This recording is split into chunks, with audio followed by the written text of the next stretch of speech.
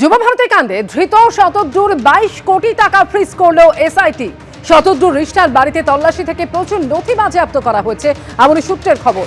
ভারত সফরের জন্য মেসিকে 89 কোটি টাকা দেওয়া হয়েছিল। মেসির সফরের জন্য কর বাবদ কেন্দ্রকে দেওয়া হয়েছিল 11 কোটি টাকা। টানা যে জেরা করা হয় শতদ্রু দত্তকে, সেখানে এমনই তথ্য পাওয়া গিয়েছে বলে জানা যাচ্ছে এবং ইতিমধ্যেই 22 কোটি টাকা ফ্রিজ করেছে এসআইটি। মহিত ঠাকুর চক্রবর্তী এই মুহূর্তে রয়েছেন আমাদের সঙ্গে। মহিত, কি খবর? দেখো, শতদ্রু দত্তের যে ব্যাংক অ্যাকাউন্ট ছিল, সেখানে ওর যে রিসার বাড়ি, সেখানে কালকে এসআইটি তদন্তকারী আধিকারিকরা তল্লাশি অভিযান চালান। সেখান থেকে transaction details, bank account details, আরো কিছু এগ্রিমেন্টের কাগজ, সেগুলো এসআইটির যারা অফিসার তারা সিজ করেন। এরপরই শতদ্রুর যে ব্যাংক অ্যাকাউন্ট, সেই অ্যাকাউন্টে দেখা যায় যে এই লিও মেসির কলকাতায় আসা এবং এই ইন্ডিয়া ট্যুরের জন্য কত টাকা সেখানে ডিপোজিট হয়েছে। এবং সেখান থেকেই পুলিশ আধিকারিকরা স্টেটমেন্ট থেকে এক্সামিন করে দেখেন যে 21 কোটি টাকা সেটা এই পুরো লিও মেসির ইভেন্টের টাকা হিসাবে তার অ্যাকাউন্টে রয়েছে। এবং তারপর তদন্তকারী আধিকারিকরা আজকে সেই বেসরকারি ব্যাংকে রিকিউজিশন দিয়ে ওই টাকাটাকে ফ্রিজ করেছেন এবং আপাতত ওই টাকা ফ্রিজ করে দিয়েছে বিধাননগর কমিশনারেট, এবং সেটা বিধাননগর আদালতে আজকে এসআইটির তরফ থেকে জানিয়েও দেওয়া হয়েছে যে শতদ্রুর 21 কোটি টাকা সেটা পুলিশ আধিকারিকরা সিজ করেছেন। এর পাশাপাশি তাকে এক্সামিন করা হয়েছে গতকাল প্রায় 5 ঘন্টা, এবং শতদ্রুকে এক্সামিন করার পর শতদ্রু যেটা এসআইটিকে জানিয়েছে যে লিও মেসির ইন্ডিয়া ট্যুরের জন্য 89 কোটি টাকা সে লিও মেসিকে দিয়েছে, 11 কোটি টাকা ভারত সরকারকে ট্যাক্স দিয়েছে, এবং এই 100 কোটি টাকার হিসেব বোঝাতে গিয়ে সে বুঝিয়েছে যে 30 কোটি টাকা টিকিট থেকে পেয়েছে, 30 কোটি টাকা অ্যাডভার্টাইজমেন্ট থেকে পেয়েছে শতদ্রু, এবং বাকি টাকা হায়দ্রাবাদ এবং দিল্লি, মুম্বাই থেকে যারা ওকে ফাইন্যান্স করেছে সেখান থেকেও জোগাড় করেছে। এমন তথ্যই পুলিশ আধিকারিকদের কাছে দিয়েছে। এখন পুলিশ আধিকারিকরা পুরো শতদ্রুর যে স্টেটমেন্ট সেটা ওরা রেকর্ড করেছেন, এবং তারপর সেটা রি-এক্সামিন করা হবে। অন্যান্য যে সমস্ত তথ্য প্রমাণ পাওয়া যাচ্ছে তার সাথে মিলিয়ে দেখা হবে যে শতদ্রু যেটা বলছে সেটা ঠিক বলছে কি। ধন্যবাদ মহিত। আর এবার আপনাদের দেখাবো গত শনিবার ঠিক কি হয়েছিল। যুবভারতীতে যখন মেসির অনুষ্ঠান ছিল, তখন চূড়ান্ত বিশৃঙ্খলা তৈরি হয়।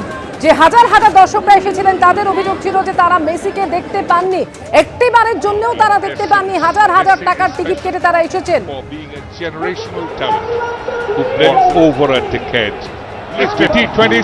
যুবভারতীতে ফাউল প্লে একদম পছন্দ করেননি মেসি। প্রভাবশালীদের চাপেই মাঠেও মাত্রাতিরিক্ত ভিড় হয়েছিল। প্রথমে 150 জনকে গ্রাউন্ড অ্যাক্সেস কার্ড দেওয়া হয়েছিল, পরে প্রভাবশালীদের চাপে এই সংখ্যাটাকে 3 গুণ বাড়াতে হয়। জেরার মুখে এমনই বিস্ফোরক দাবি করেছেন শতদ্রু দত্ত বলে সূত্রের খবর। পিঠে হাত দেওয়া, জড়িয়ে ধরা পছন্দ করেননি মেসি।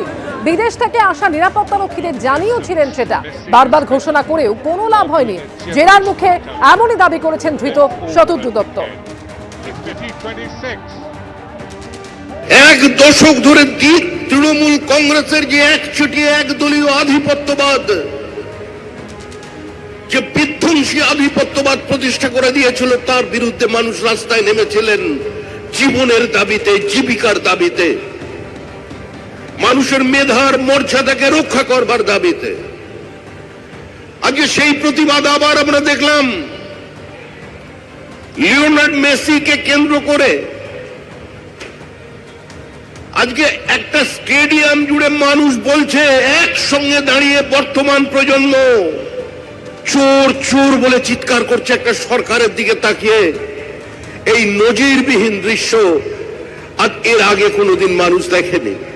যিনি বলছেন তিনি তো একেবারে, তিনি তো তার যা সব মানে এত বড় বড় লোকের সঙ্গে তার ছবি, তার এত বড় বড় লোকেদের সঙ্গে তার যাতায়াত, হ্যাঁ, তো ফলে তিনি তো কেউ কচি খোকা নন যে তাকে বললো আর তিনি দিয়ে দিলেন। একটা নতুন কেউ হঠাৎ কোনো একটা কিছু হতে পারে। মেসি দর্শনে গত শনিবার যুবভারতীতে ধুন্ধুমার বাঁধে, চূড়ান্ত বিশৃঙ্খলা তৈরি হয়। আর সেই ঘটনা নিয়ে আজকে মুখ খুলেছেন প্রধানমন্ত্রী। ফুটবল প্রেমীদের মন ভেঙে দিয়েছে সাম্প্রতিক ঘটনা। পশ্চিমবঙ্গ থেকে ফিরে যুবভারতী কাণ্ডে তৃণমূলকে তীব্র আক্রমণ করলেন। তৃণমূলের সৌজন্যের লজ্জায় মুখ থাকতে হয়েছে ফুটবল প্রেমী রাজ্যকে। অনেক কিছু সহ্য করতে হচ্ছে পশ্চিমবঙ্গবাসীকে। যুবভারতীতে বিশৃঙ্খলা নিয়ে তৃণমূলকে আজ এভাবেই তীব্র আক্রমণ শানিয়েছেন প্রধানমন্ত্রী।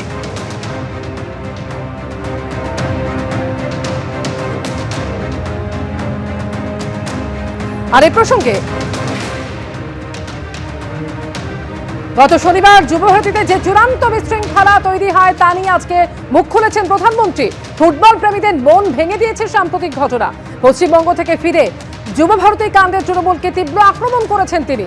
তৃণমূলের সৌজন্যে লজ্জায় মুখ ঢাকতে হয়েছে ফুটবল প্রেমী রাজ্যকে। অনেক কিছু সহ্য করতে হচ্ছে পশ্চিমবঙ্গবাসীকে। যুবভারতীতে বিশৃঙ্খলা নিয়ে তৃণমূলকে তীব্র আক্রমণ করেছেন তিনি। আজকে রাজ্যে আসেন তিনি এবং তাহিরপুরে তার জনসভা ছিল, যদিও সভাস্থল পর্যন্ত তিনি পৌঁছতে পারেননি, কিন্তু অডিও বার্তার মাধ্যমে তিনি বক্তব্য রাখেন। বিভিন্ন ইস্যুতে তিনি রাজ্য সরকারের বিরুদ্ধে, তৃণমূল কংগ্রেসের বিরুদ্ধে তিনি সুর চড়িয়েছেন। যদিও রাজ্য থেকে ফিরে গিয়ে এবার গত শনিবার যুবভারতী কাণ্ড প্রসঙ্গে আজকে এভাবেই সুর চড়ালেন প্রধানমন্ত্রী নরেন্দ্র মোদী।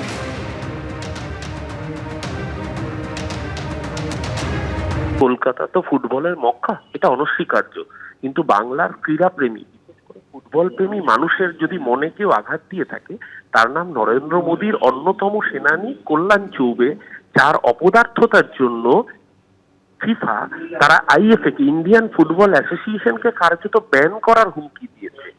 যুবভারতীর ঘটনা নিশ্চিতভাবে অনভিপ্রেত। তার জন্য দুঃখ প্রকাশ করে নিরপেক্ষ তদন্তের স্বার্থে রাজ্যের তৎকালীন ক্রীড়ামন্ত্রী নিজে ইস্তফা দিয়েছেন।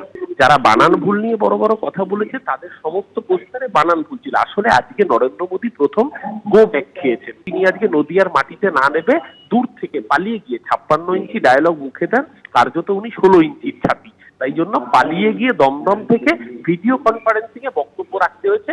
মতুয়া ঘরে মতুয়াদের মুখোমুখি হওয়ার হিম্মত তিনি দেখাতে পারেননি। এবিপি আনন্দ, এগিয়ে থাকে, এগিয়ে রাখে।